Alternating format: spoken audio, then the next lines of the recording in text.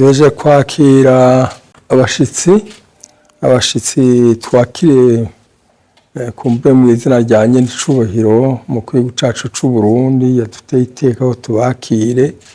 Hanyuma twatubakiriye baje barongowe n'umuganwakazi Esther Kamatari kandi ari kumwe na ekipe nini imwo nabo muri UNESCO ikamo mbere Manujya Mushenhaye Gabriel Rufyiri asanzwe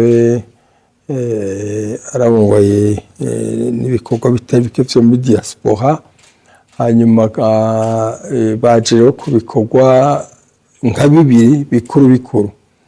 Icambere nuko twumva neza icarico kahise kacu kugira ngo kagume katwunga gusumba.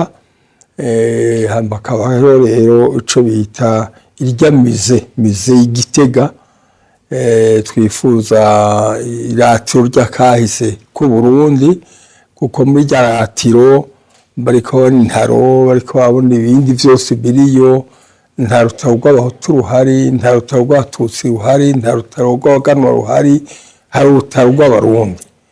Tuba turuhuriye ko twese rero bisigura yuko batwemereye kuzodufasha kugira ngo basubiremo bahubake neza, duheze tweganye ivyo vyose bishobora kuba vyataka hirya no hino, dushobore kuvyegereza hamwe.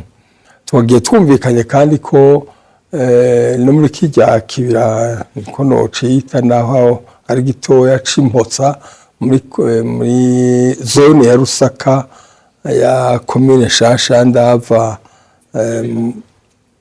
ya Nyabihanga muri gaburwa by'amakomune Shasha, yuko naho nyene bashobora gukora ibikorwa bishobora gutuma harya hantu kubera hafubwa